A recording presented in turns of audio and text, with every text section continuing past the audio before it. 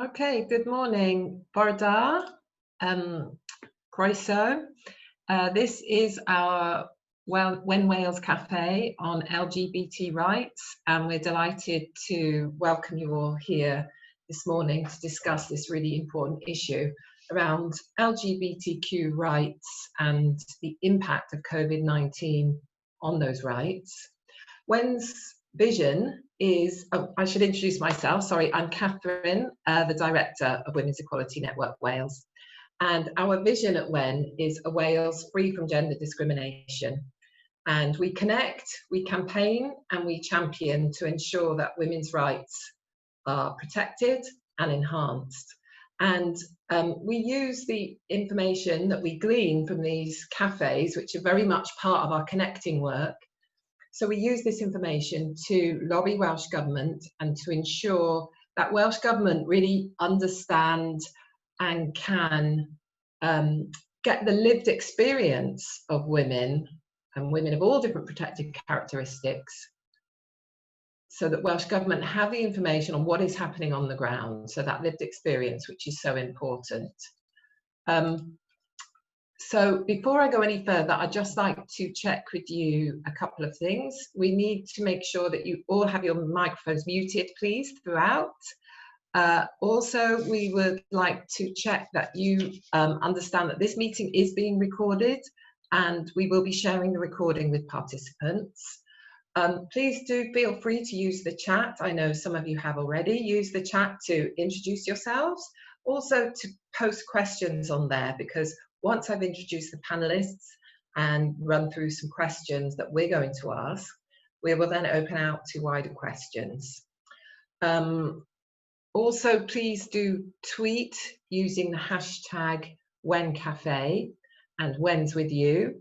And yeah, please do engage after this, and please do join us. One of the important things for you to know, if you don't already, and if you're not a member of WEN Wales, is we're a membership organisation.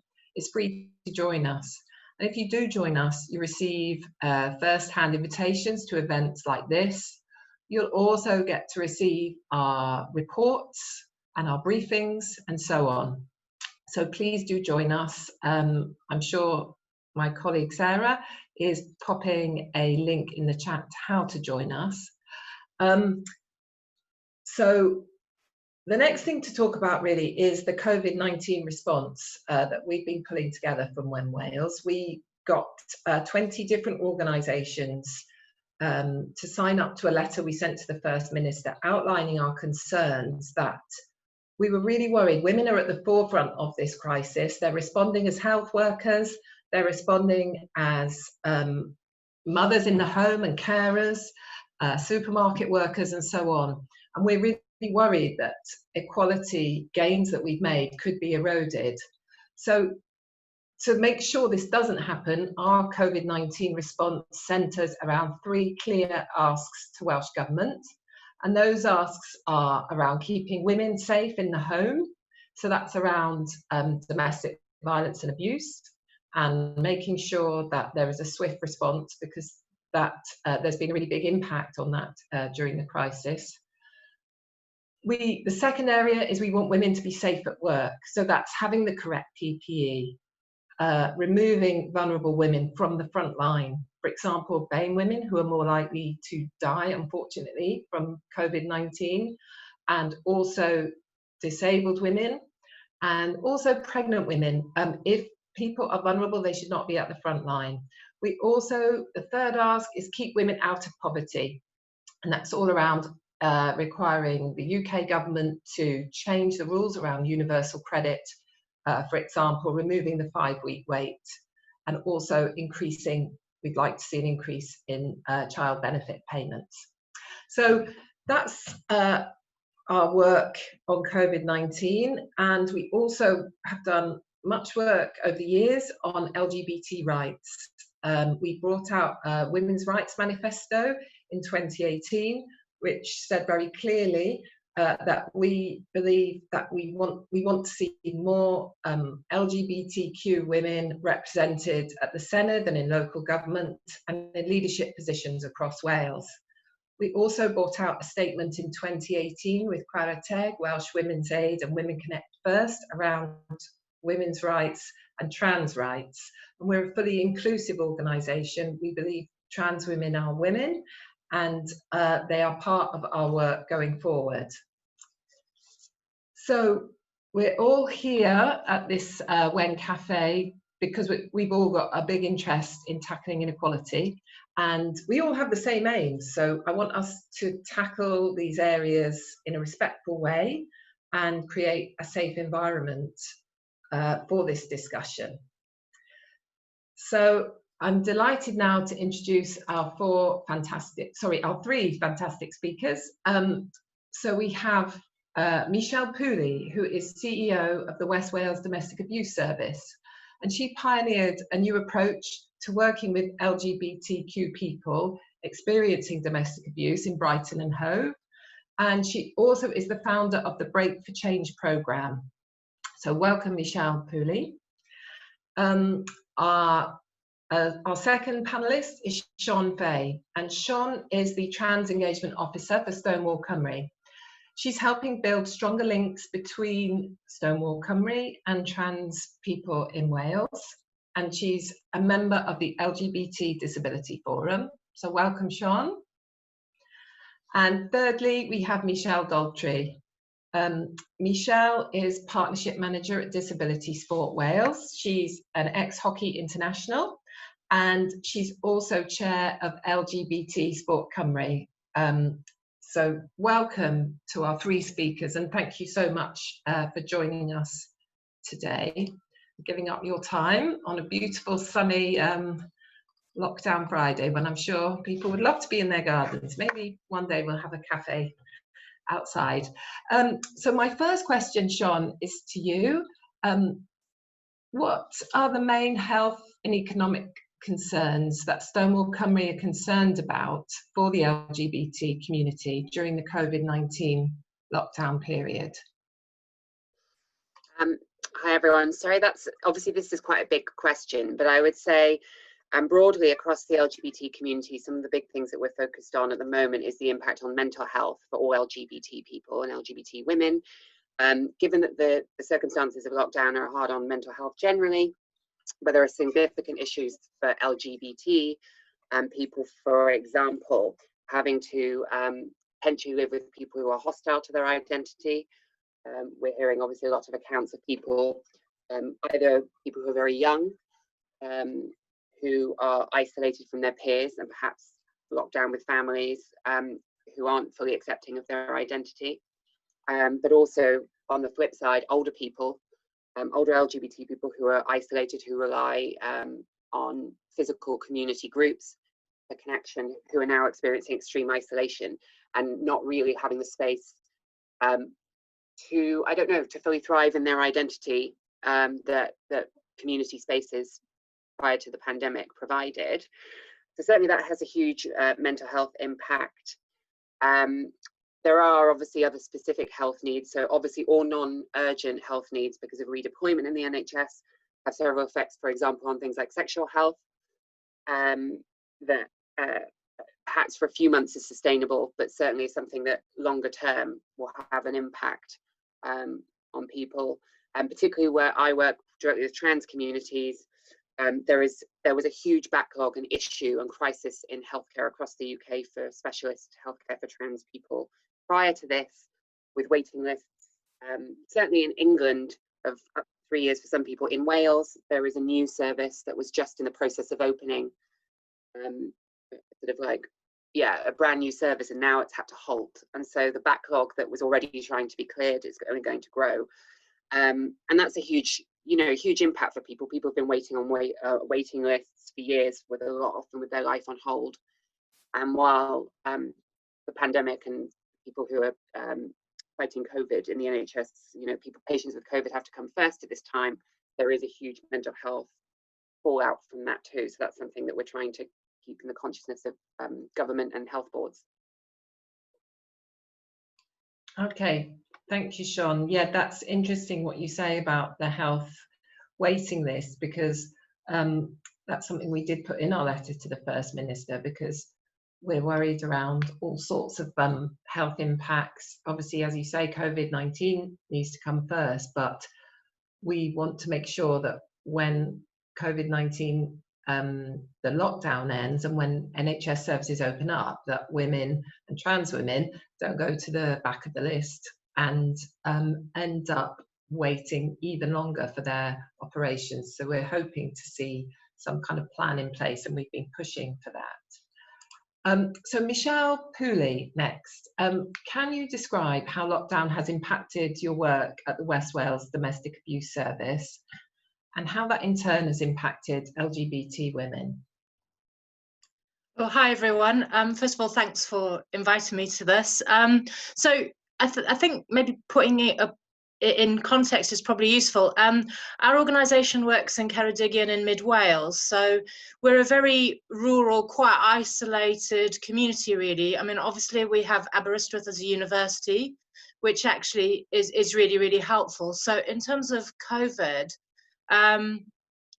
we actually saw a decrease in the number of women actually approaching our organisation. That didn't necessarily mean that we weren't working. In fact, those who already needed our support, what we were finding is particularly mental health, and it's interesting that Shon states that. Actually, it's the mental health issues and access to healthcare that became one of the major issues, and also working with children in those first 2.5 months. In the last month, we've actually had an increase in the number of people accessing us. Interestingly, not through the traditional way of phoning, but obviously because people are isolated with their partners and their families, that's actually been through social media. We opened up actually accessing us through Messenger.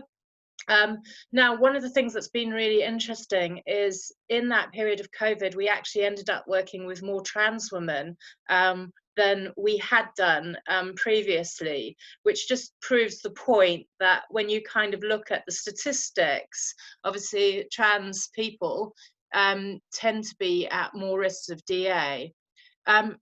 One of the things that has been really difficult for us in order to access particularly lesbian, bisexual and trans women, we tend to go out and outreach into communities, so into the student population. Also, we have a number of quite distinct meetings that happen in Ceredigion, not very out in the open. So our workers used to go to those meetings. So quite often in terms of accessing LGBT women, it used to be through word of mouth. And as you're probably all aware, that's because of the stigma.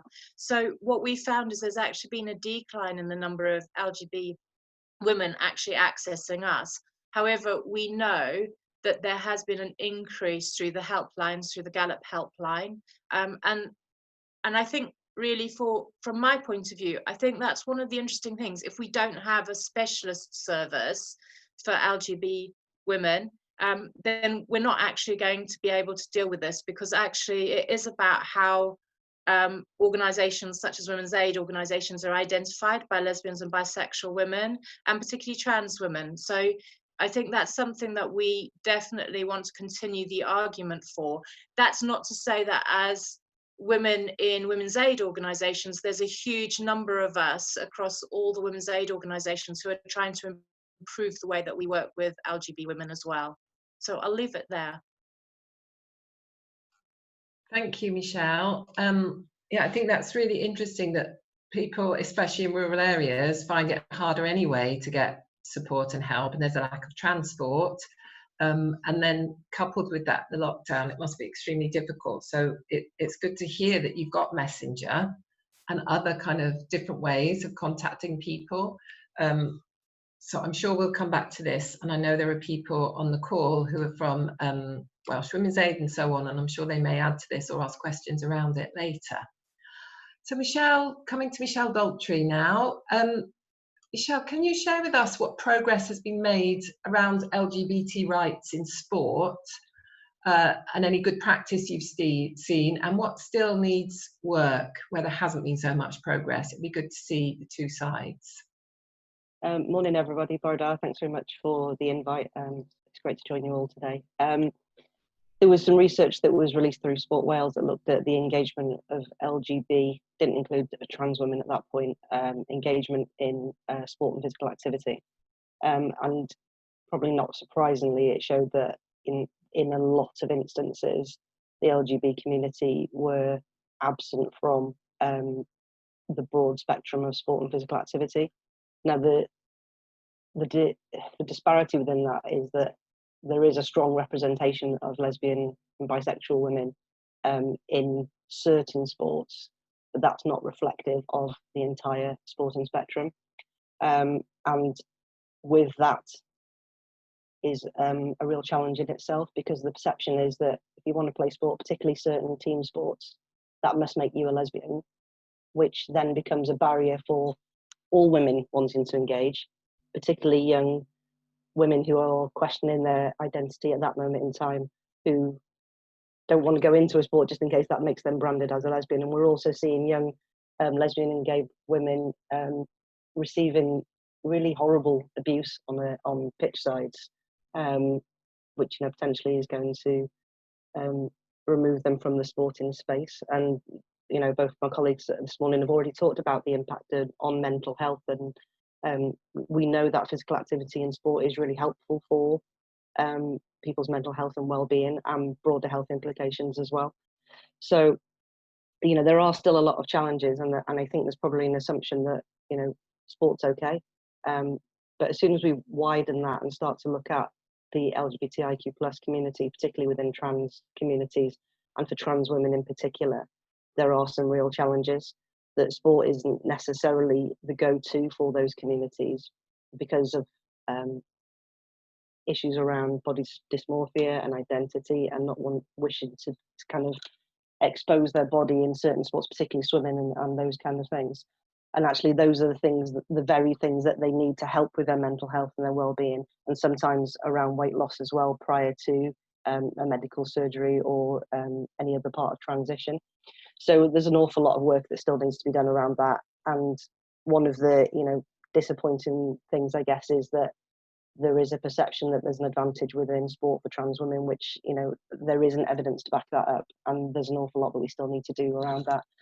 On saying that, on a positive note, there was a charter that was signed up with between Sport Wales, Stonewall, Welsh Government and LGBT Sport Cymru, that a number of the governing bodies in Wales have signed up to help the commitment to improving access for LGBT communities.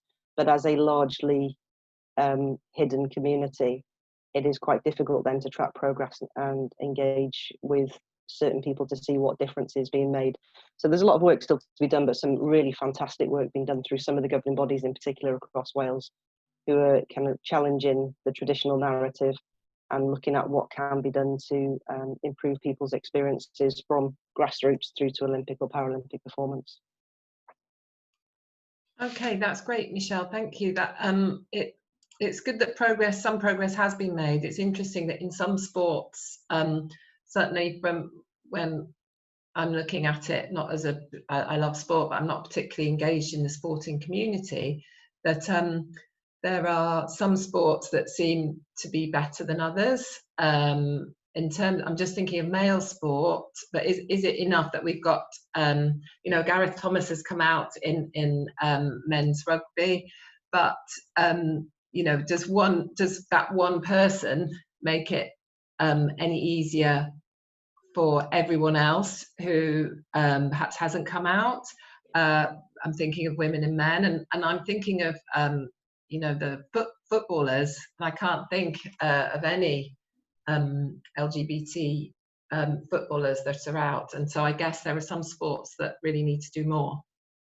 I think that when it comes to out players, particularly in football, there are no out gay male Premier League footballers, for example, and prior to Justin Fashanu, there wasn't, and Justin Fashanu's story is horrific. And those players that do tend to come out after they've retired or at the very back end of their careers. But I think a lot of the campaigning and the work that we do is not necessarily to encourage players to need to come out and to role model, but to develop a safe space and a culture where, sport is full of banter, and we love that, and that's a huge part of sport. As a hockey player, some of the some of the jokes and the chats that would go on in changing rooms, you know, would make you, you know, stand back, I guess. But there's a point where that banter needs to be challenged, and being a strong ally and being able to say at a point, okay, that's not okay. Those are the important things that need to be done, and that's the role modeling, I think, that's more important at that level. So people like Gareth Thomas are amazing advocates. They're doing some great work, you know. But it's more about a culture and the development of a perception that sport is for everybody and physical activity is for everybody as well.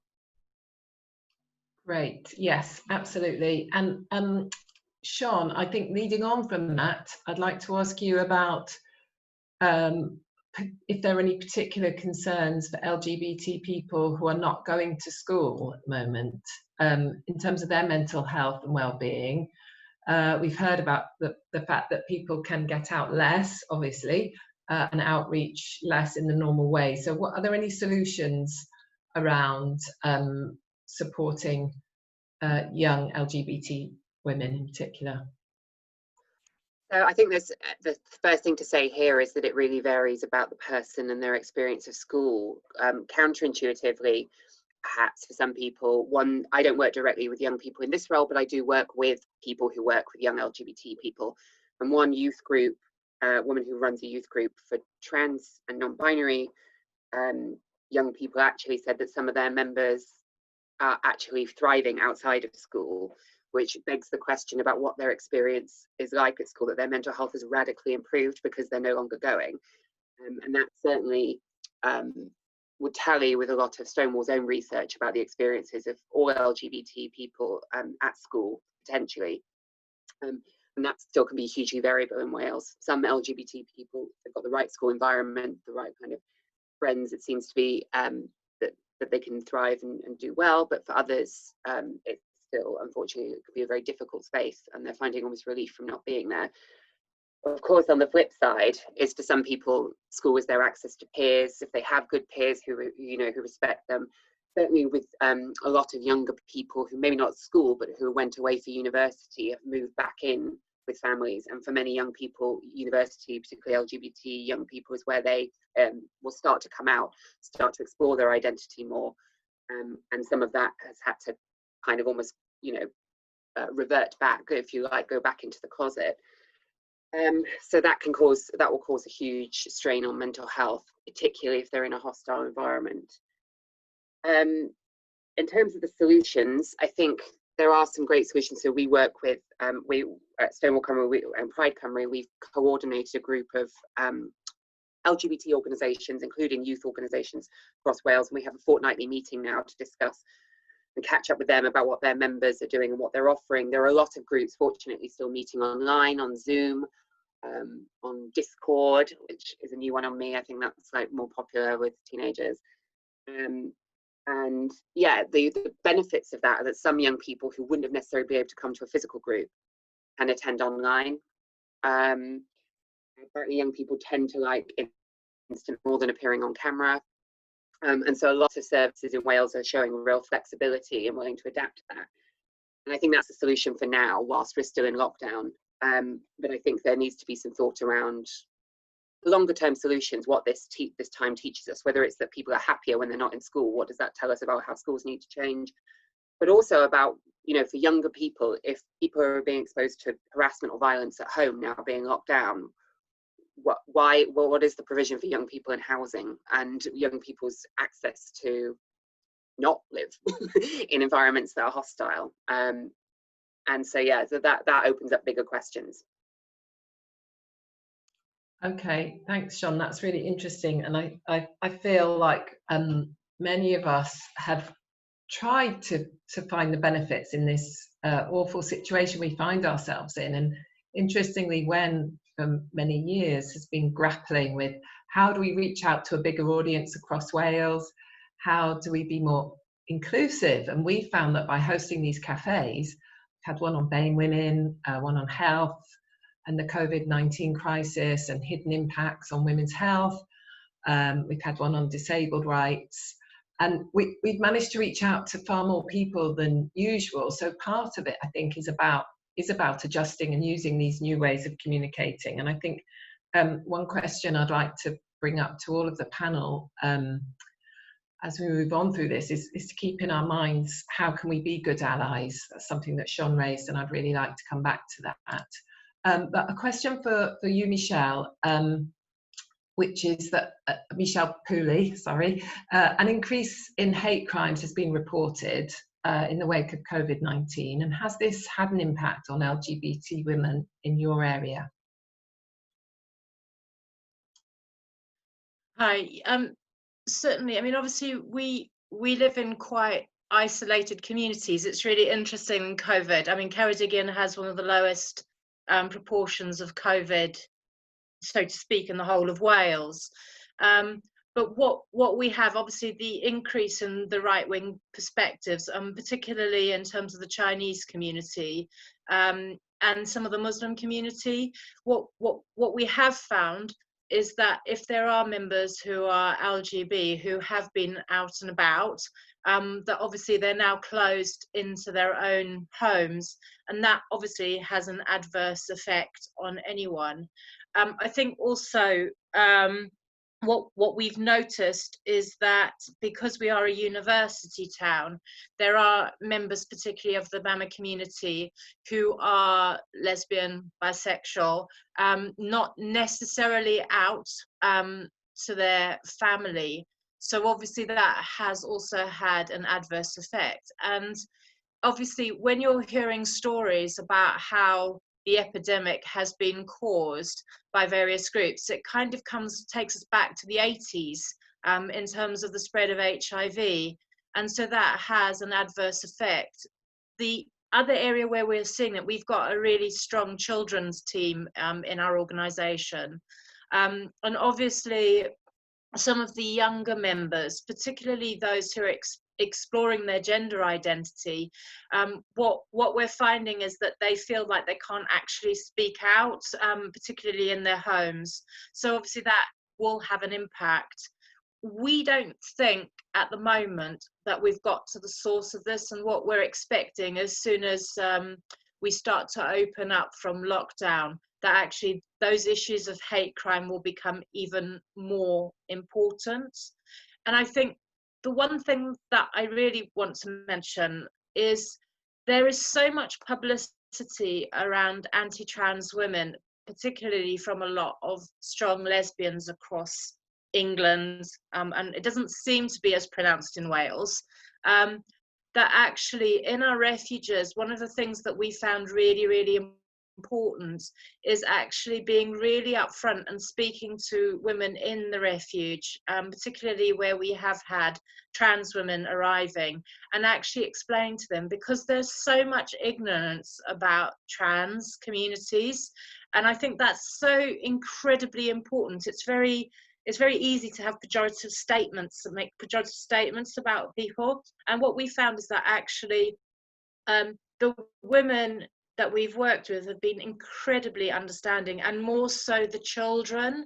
They actually want to embrace people who are dealing with the uncertainty of where they fit in society. So actually I think one of the clear messages is that some of our LGBT young people are actually more important than some of us oldies around this issue. So I think it's really important in terms of breaking hate crime is actually working with the young people. So I mean, I was really pleased what Shon was saying about young people in Wales. Great, thank you, Michelle. That's really interesting how young people are leading the way, isn't it, what you're saying there? And that links to a question we've had on the chat that I think I'll put to you, Michelle Daltrey, with our next question, which is around, we've got a new curriculum coming in, and have any of the organisations represented here been involved in that new curriculum? And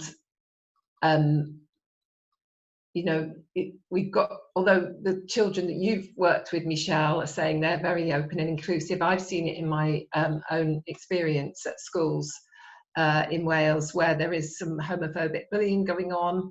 And so how do we get involved and ensure greater education and awareness of LGBT rights in education settings? Michelle Daltrey.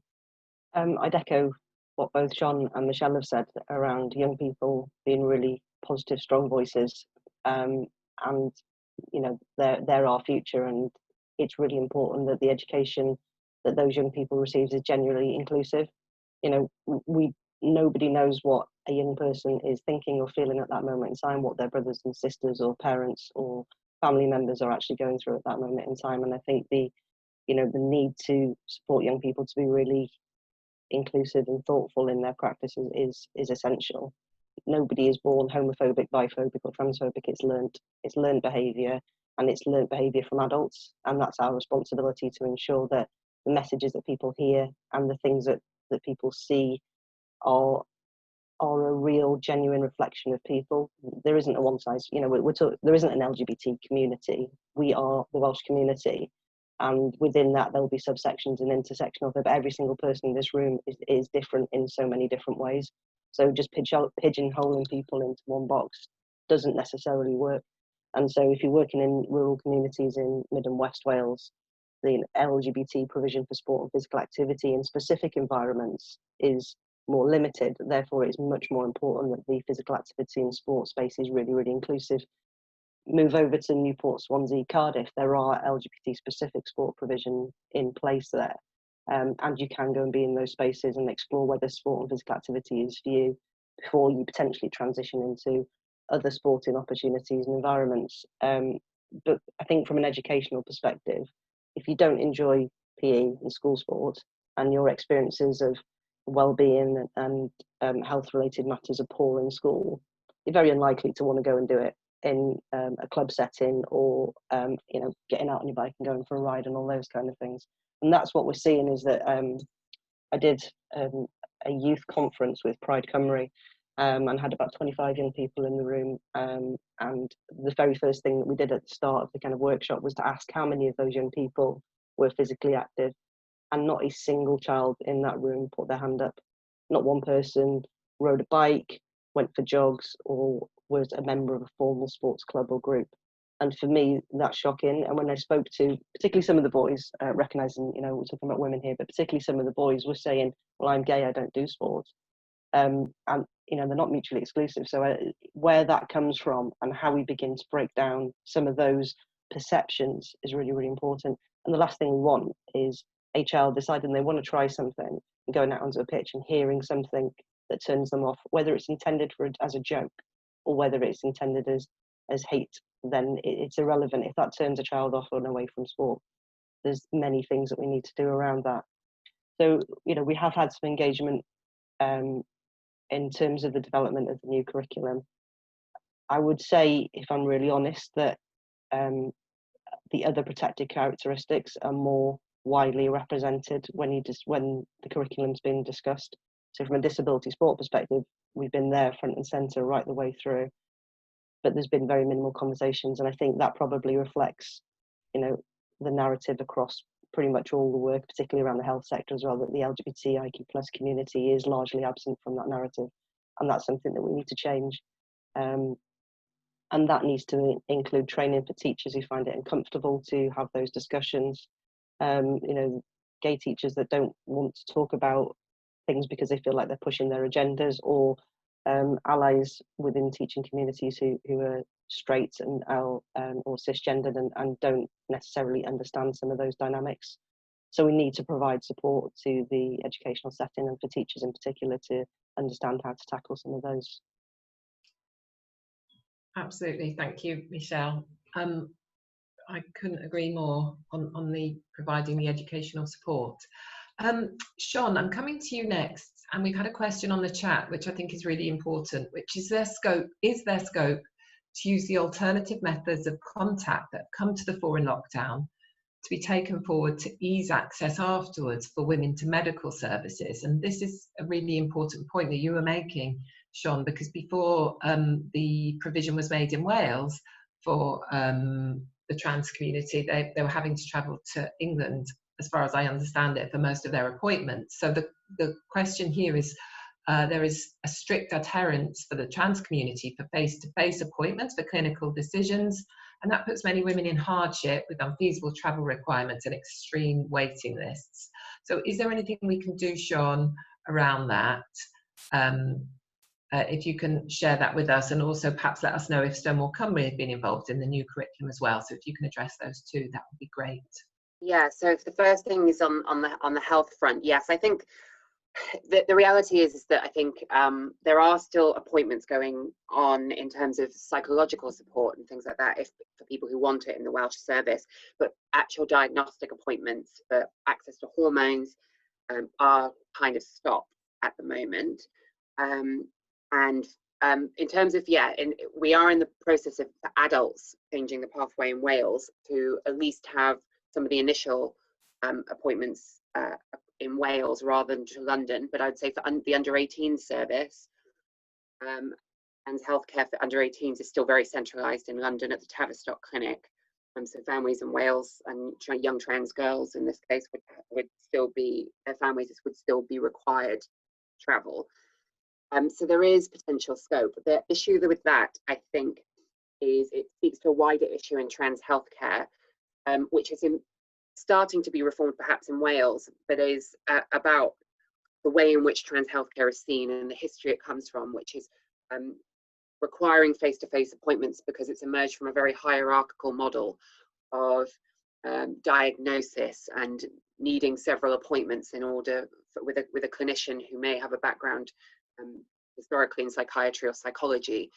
And what I think I would like to see, and I think probably what Stonewall would like to see too in the coming years, is yes, a better, more flexibility, the way that healthcare could be delivered and the way appointments could be conducted, but a whole culture change, which goes hand in hand with that, about actually thinking about who trans healthcare is for, and how it can better work for the trans community, and not making it this gate-kept centralized service, but actually something that exists more in primary care, whether that's with local GPs or in community health settings that are actually run by and for trans people, and trans people have more empowered roles. And I think Wales has the opportunity to do that. And certainly I think I would like to see more more use of technology and more use of Zoom or secure video conferencing, for example, as part of that. But that requires a mindset change, and I'm not sure that we're there yet. And then on the point of the curriculum, yes, Stonewall, our campaigns, policy and research team have been working with Welsh Government for the last few years on inclusive, I forget if it's relationships and sex education or sex and relationships education, I think it's RSE now. Working on, bringing that to Wales, making that compulsory. And of course, there are issues with that in terms of parental right to withdraw their children for reasons, and obviously that can open up a potential loophole. So that's something that we've certainly been involved with at kind of top level with Welsh Government about talking about that. So yeah, certainly there is, in Wales there is now there's a requirement for inclusive of LGBT relationships and sex education in schools. But obviously that takes time to implement and the effects of that to be seen. Thank you, Shon. That's really interesting. And related to that, the charity FTWW, Fair Treatment for the Women of Wales, has posted on the chat that their concern is that some of those areas of the curriculum are not necessarily going to be mandatory, as far as I understand it. That's what that comment was around. There's a comment, Michelle Pooley, I'm coming to you next, and there's a comment here around disabled women and disabled people in isolation. They don't feel comfortable going outside, for example, lack of public toilets. And have you noticed, or is there something similar happening with LGBT people, especially who don't feel safe being outside on their own, or not feeling they're able to have their support network with them? Michelle, if you would be able to answer that, Michelle Pooley, that would be great. Okay. Certainly, we have a project which particularly works with older women, and within that group of women, we actually do have some lesbian, bisexual women. They do have disabilities. their access to safe space is hugely restricted. Last week we spent a whole day trying to rehouse a woman. It took 4 different organizations to try to work with that person. Happened to be a woman who was bisexual. But actually the reality was is no one had asked the simple questions about what she required in order to live safely in a house. She did have a disability, but it was an unseen disability. So I think, you know, definitely, particularly in COVID, the rights of disabled women have actually been completely forgotten about. Just today in Ceredigion, there's a huge argument going on about all the disabled toilets in Ceredigion are actually closed. So even though people have got their radar keys, they can't get into them. I mean, that's appalling. And I know there's an issue around potentially COVID being transmitted, but actually, if you think about it, there could be measures put in place to enable that to work. And I'm quite sure anyone who has a disability would be very careful in making sure that they've got their own PPE to sort out. So I think actually what we're seeing with COVID is that the general population has kind of been thought about, but minority groups that are actually incredibly important and actually aren't minority groups because they're actually really critical have just not been thought through because we're thinking about just the general population. Yes, absolutely. Michelle Daltrey, I'm going to come back to you now and ask you about hopefully some positive examples, some good examples of clubs and schools, moving back to the kind of sport arena, who are doing things well around LGBT rights and women, and what we can learn from them.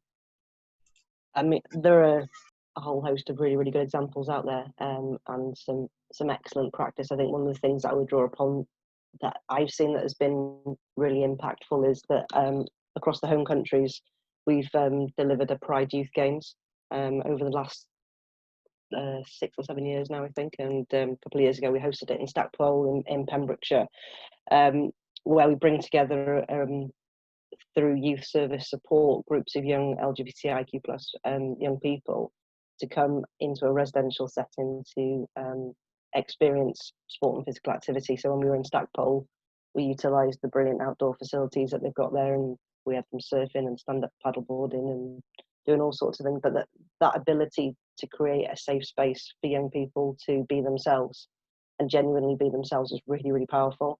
That a young person who came along who was transitioning, who wasn't out at home, had never felt comfortable enough to dress in the gender that they identified with, and did it for the first time at that event. And you know, sport and physical activity was the vehicle to enable people to come together and to bond. And they were all useless at everything that they did together, and so there was kind of this really, really interesting dynamic among the young people that created some really strong bonds, and it was really emotional. And it was emotional for us as staff attending to see these young people flourish, and then to come back the following year and to hear reports of, you know, there was one young man who hadn't learned to ride a bike, and he rode a bike for the first time at Stackpole. He came back to Manchester when we did it last year, and he said that he bought a bike and it enabled him to be able to cycle to college because he wanted to study politics, but he wouldn't. He came from an area that he was extreme deprivation, and he was a young carer as well. But because he'd learned to ride a bike, it meant he could get to college. And you know, does he become an Olympic cyclist? Don't know. Doesn't matter, because the impact of him being able to do that one thing will change his life and the life of the families. So you know, things like that are really strong. And you know, we see the Stonewall Laces, Rainbow Laces campaign, which is great and raises profile. But there are also other campaigns like Football v Homophobia, which works within communities and within grassroots clubs. And this year, for the first time, we also ran Football v Transphobia to help those clubs understand, dedicate a match to Football v Homophobia, and just to have conversations within changing rooms for people to start to, you know, we've had young people that have come out for the first time, adults that have come out for the first time, and able to be their authentic selves. And that authenticity is so important because we all go through things, and particularly within sport, the ability to chat to your teammates, you know, and just say, you know, this is, I feel rubbish today and this is going on, or I've gone through a breakup, and not having to hide all that or make up lies and pretend to be somebody you're not, is so, so important. And it's great for sports performance as well. If people can be authentic, they perform better. And so those, you know, those elements of work are really important. We've seen some great stuff within schools, clubs as well. Just across the border, in Liverpool, there's a young lady who's 8 years old, and she's just started to transition, and she's decided that she wanted to set up in her primary school an LGBT club, and that has enabled other people to understand her better, and for other parents to interact with her parents as well, so that any questions that people have, which are natural, you're allowed to ask questions, and that's fine, that people can ask them and get a genuine and you know, responsible answer to those questions. And now she's decided that she wants to ensure that every club in the Liverpool borough that she lives in, every school, sorry, in the Liverpool borough has a similar club like that. Now, you know, it's so easy for young people just to try and look after themselves, and for somebody of that age to want to make a big difference. I think that's, you know, really significant. So there are some really fantastic examples, and you don't have to look far to find them. So the LGBT Sport Company website has a whole host of clubs that have signed up and identified themselves as inclusive clubs, some of those specifically for LGBT and or T communities. You know, a whole range that are just, you know, your regular open clubs that are genuinely inclusive. We need more of that. That's what we need. We need clubs. Don't have to run around with a badge saying I'm gay. You should be able to go to a club and know that you'll have a safe experience when you're there and that you'll enjoy yourself. And those are the important things. Absolutely, that's great. It's really good to hear those stories. The word inspiring is used too much, but I feel that the story of the young girl from Liverpool is really inspiring, and what we'd love to see happening more. I've got a great question here. A couple of questions. I'm going to read them out, and Shon, I'm going to come to you next. And I'm going to also ask my closing question. So here we go. We've got, does the panel feel there's enough discussion around LGBTQ rights at government level? And if not, do they know what might shift this? And I think that's interesting that you were saying, Michelle D, that you felt that disability sport was perhaps better represented than LGBT issues. And another question, how can we help spread the word of your work? What would you find beneficial? How can we help? And that really comes to my final question, which I'm going to start with you, Shon, is how can we be a better ally? How can we all be better allies, number one? And number two, if you were First Minister and you could wave a magic wand around what we could do to improve the rights of LGBT women, what would you want to be done?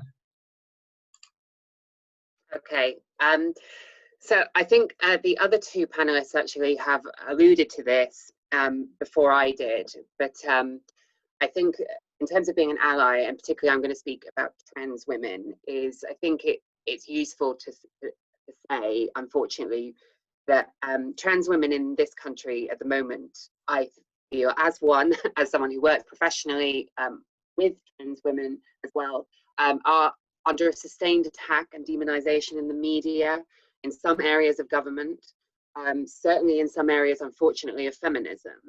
And it is actually a very, very scary time to be a trans woman in Britain.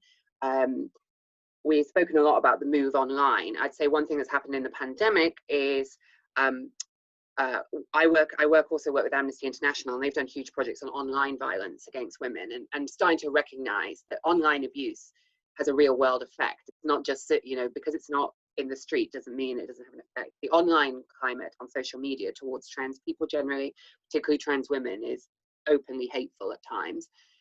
And so I would say to everyone really is that trans women need allies, particularly within the women's sector, within feminism, and for cisgender women, you know, whether LGB women or straight women, to really be vocal and to set a kind of tone that transphobia isn't acceptable and misogyny towards trans women is not acceptable. And it's been really heartening actually to hear Michelle Pooley talking about trans women in something like in terms of domestic violence and domestic abuse shelters and access to services, because all we hear about that is the problems that trans women present, and very little about the fact that trans women are often survivors of abuse, and need the kind of support and solidarity of women's services.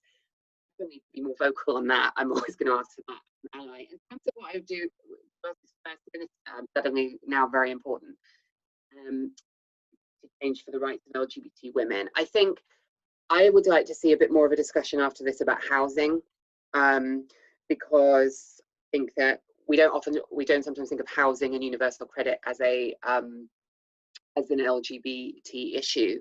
But I think in the last decade, there's been a real lack of housing provision for young people, and particularly this affects young LGBT people who are not safe. Not everyone has a perfect family home, and to get any kind of support to live outside of your family home, or to escape that environment and not live with people who might be transphobic or homophobic or biphobic, is now increasingly difficult for trans people too in crisis services. If you present yourself to local authorities homeless, often if it's shelters can be divided on gender. It can be very intimidating for trans people in particular, and so I would like to see a conversation about this, given that so many people have potentially been locked down with people who aren't accepting of their identity, is about how we can mitigate that risk generally in the future. Thank you, Shon. I think you raised some really interesting points about how the women's sector need to be trans allies and LGBT allies. And I was really proud actually of the women's sector in Wales when, for the big organisations, so WEN Wales, Chwarae Welsh Women's Aid and Women Connect First all came together in 2018 to put out our very positive statement around trans women. And certainly one of the actions that I'm going to take out of this call is 2018 to 2 years ago, we need to probably renew and update that statement, and just make sure that we're really out there supporting verbally and kind of with our policies supporting trans women. So we will definitely do that. So Michelle Pooley, same question to you. How can we be a good ally? And if you were First Minister, what would you do to improve the rights of LGBT women?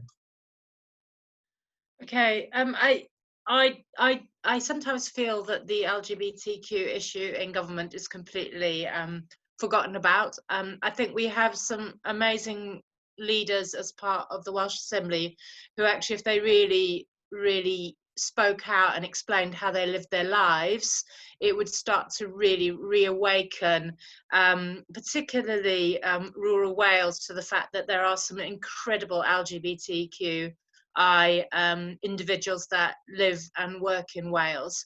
I think as well, we forget the history of Wales, that in terms of being a Celtic nation, there is a huge background and historical perspective of strong matriarchal women, and I think that should be embraced. I think it is really important that organisations like ourselves embrace and identify LGBTQI people within the work that we do.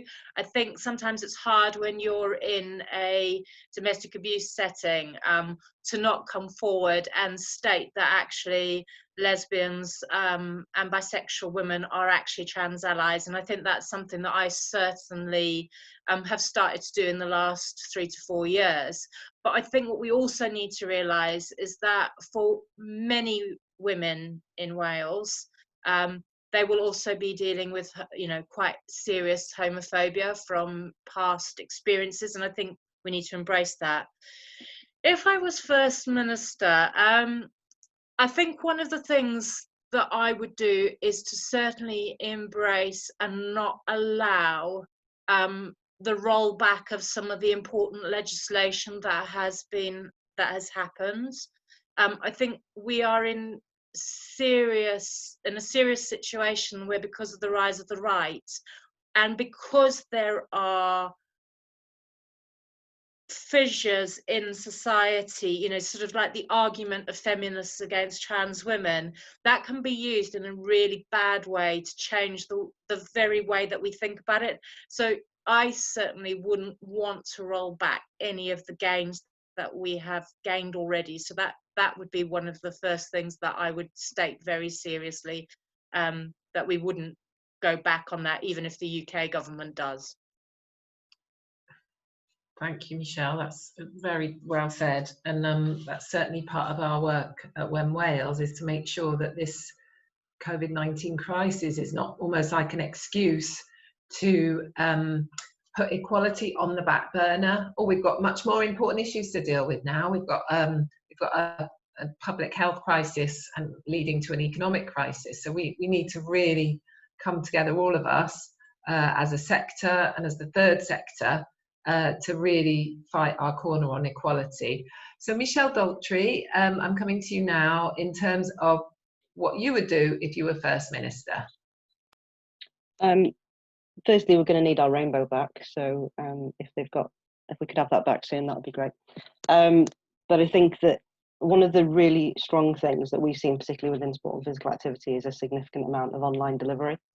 And for a lot of groups, and particularly for trans groups, an online space is a really positive space and a safe space. And by providing activity that is online, we're seeing really diverse representation that enables people. You can have, just look in the room now. Some people have got our cameras on, some haven't.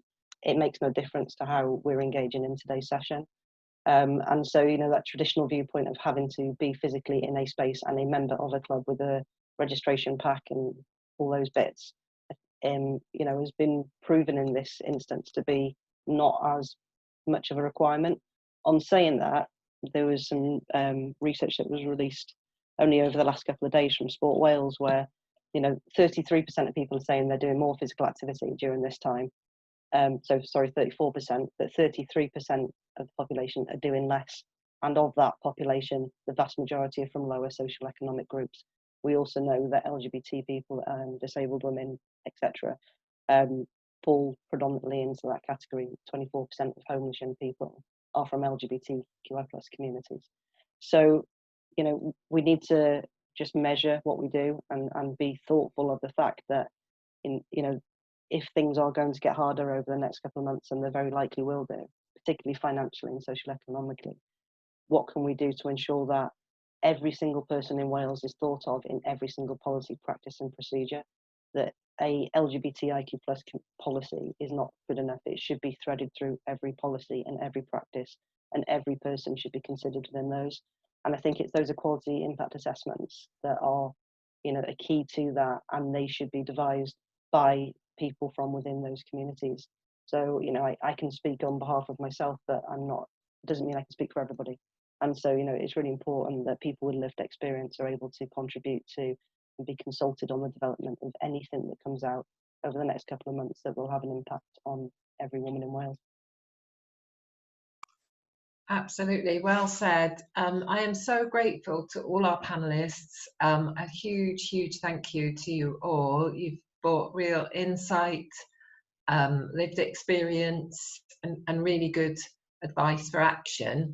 And some of the things that I've taken out that we'll take back to Team WEN and we'll work on, that we should all be doing, is we need to be really vocal about our support, and that we're allies of trans women, and that we're allies of LGBT people in general.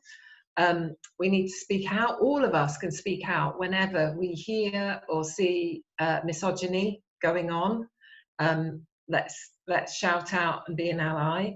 In terms of keeping some of the good stuff that's come out of this crisis, the online, I totally hear you all. I think we at WEN Wales will never go back in terms of just having meetings that are in a room and worry, and wondering why not enough people are attending. We can do this and get a lot more people engaged every week, and I think that's a really good, strong message to put to government. Also, the link about homelessness. Thank you, Shon, for raising that. I think it's really important, and we will definitely take that up as well.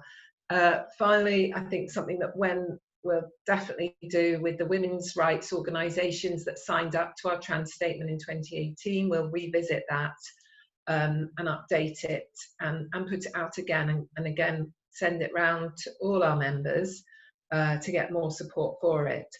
So thank you very much, everyone, for coming along today. It's been brilliant again, and really given me so much to think about. And we've had some great comments on the chat, so thank you. Please don't forget, join us. If you're not a member of WEN, please do join us. You can go to our website, wenwales.org.uk, to join us. It's free, and it means you're part of our community, and it means you're part of our coalition, which is pushing for a Wales free from gender discrimination. And as all the panellists have made clear, we've got so much work to do. We can't stop now. We really need to keep going. So please do join us. Tweet if you've enjoyed the cafe with the hashtag WEN Cafe. Next week, we've got a really important cafe, actually, totally different subject, but really important, which is around self-care. And it's about not getting burnout. If you're working in the third sector, if you're working like the panelists are today, and you're really passionate about your sector and your area, how do you stop sometimes and take care of yourself? And we've got some fantastic speakers lined up, so please do join us at the same time next week.